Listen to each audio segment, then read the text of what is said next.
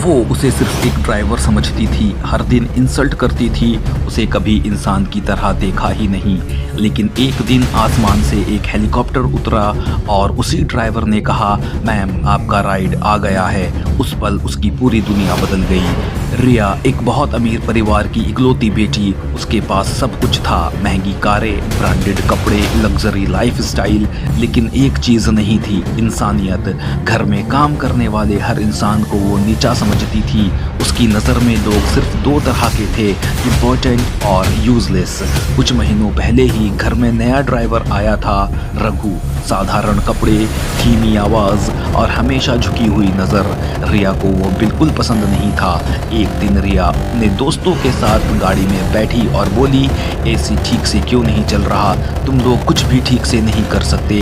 रघु ने कामली जवाब दिया, मैम अभी ठीक कर देता हूँ। रिया ने अपने दोस्तों की तरफ देखकर हंसते हुए कहा, सीरियसली इन लोगों की लाइफ बस यही है, ड्राइव करना और डांट खाना। गाड़ी में सब हंस पड़े। रघु ने सब सुना लेकिन चेहरे पर कोई रिएक्शन नहीं था। रिया को हमेशा लगता था रघु में कुछ अलग है। वो कभी आर्ग्यू नहीं करता, कभी गुस्सा नहीं करता, जैसे उसे इंसल्ट से कोई फर्क ही नहीं पड़ता। एक दिन रिया ने इरिटेट होकर पूछा, तुम्हें बुरा क्यों नहीं लगता? रघु ने हल्की सी मुस्कान के साथ कहा, मैम हर इंसान की कहानी अलग होती है, कुछ चीज़ें समझने में वक्त लगता है। रिया ने आंखें घुमाई, फिलॉसफी मत दो, बस गाड़ी चलाओ।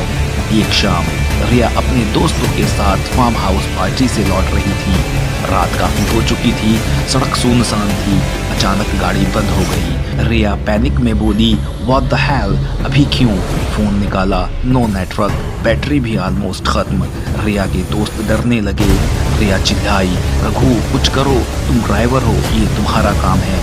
रघु बिल्कुल काम था, मैम आप बस गाड़ी के अंदर ही रहिए, मैं देखता हूँ। रिया गुस्से में बोली, तुम क्या कर लोगे यहाँ? रघु ने फ़ोन निकाला और कॉल की। करीब 10 मिनट बीते। अचानक दूर से तेज आवाज़ आई। सबने ऊपर देखा, एक हेलीकॉप्टर उनकी तरफ आ रहा था। रिया और उसके दोस्तों की आंखें फटी की फटी रह गईं। हेलीकॉप्टर धीरे धीरे उसके सामने लैंड हुआ।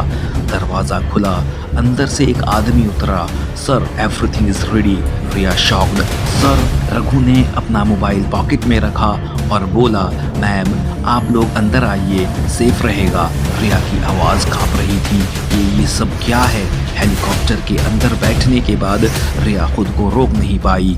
उसने पूछा, तुम कौन हो? रघु कुछ सेकंड चुप रहा, फिर खिड़की के बाहर देखते हुए बोला, मेरा नाम सिर्फ रघु नहीं है, मैं पहले इस देश के सबसे बड़े इंडस्ट्रियल ग्रुप में से एक का ऑनर था। रिया का दिमाग घूम गया। व्हाट? तो तुम यहाँ ड्राइवर क्यों बने हुए थे? रघु ने धीरे से कहा, क्योंकि मैंने अपनी सारी प्रॉपर्टी डोनेट कर दी। मैं देखना चाहता था कि बिना पैसे के लोग मुझे कैसे ट्रीट करते हैं। रघु ने धीरे से रिया की आंखों में देखा। मैम आपने मुझे हमेशा एक ड्राइवर की तरह देखा, कभी एक इंसान की तरह नहीं। रिया चुप थी, उसकी आंखों में पानी आने लगा। आपके पास सब कुछ है लेकिन रेस्पेक्ट नहीं, और बिना रेस्पेक्ट के पैसा सिर्फ एक नंबर है। उस रात के बाद रिया बदलने लगी। अब वो घर के स्टाफ से पोलाइटली बात करती, थैंक यू बोलती, हेल्प करती। पहली बार उसने लाइफ को ग्राउंड लेवल से देखना शुरू किया। कुछ महीनों बाद रिया एक एनजीओ में काम कर रही थी, सिंपल कपड़ों में, बिना एटीट्यूड के।